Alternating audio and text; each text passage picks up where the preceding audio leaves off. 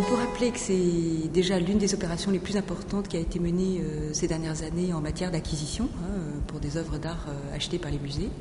C'est vrai que c'est la première fois qu'un musée de région s'associe à un musée national, puisque nous avons réussi donc à mener à bien ce projet grâce à l'engagement du musée du Louvre, grâce à l'engagement bien sûr de la ville de Lyon, de la région Rhône-Alpes, du ministère de la Culture à travers le Fonds du patrimoine.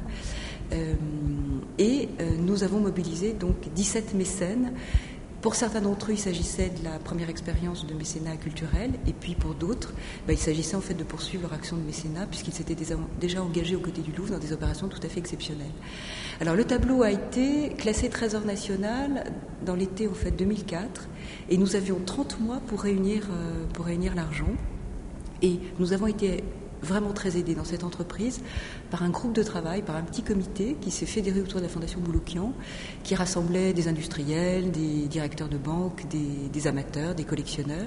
Et ces personnalités ont accepté en fait de mettre à notre disposition leur réseau. Et ça a été pour nous absolument extrêmement bénéfique de pouvoir compter sur leur appui.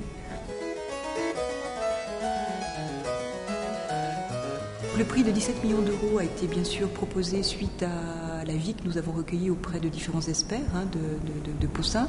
Nous avons également beaucoup regardé les prix atteints d'œuvres de qualité comparable et qui ont été présentés dans des ventes publiques récemment. Alors c'est vrai que si on rapporte ce prix-là au budget d'un ménage, on peut trouver que c'est tout à fait considérable. C'est le prix des œuvres d'art. Et je dirais que si on fait une comparaison avec des œuvres d'art contemporains, on se rend compte que finalement les œuvres d'art anciens ne sont pas proposées à un prix aussi élevé.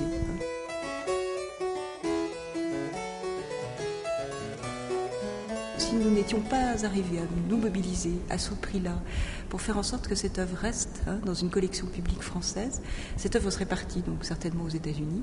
Et seuls ceux d'entre nous qui ont les possibilités, les capacités de voyager auraient pu la voir, peut-être sur les cimaises d'un musée américain.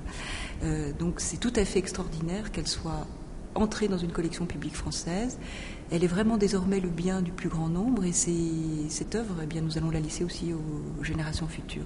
Et je crois que c'est une des grandes vocations du musée, une de ses grandes missions.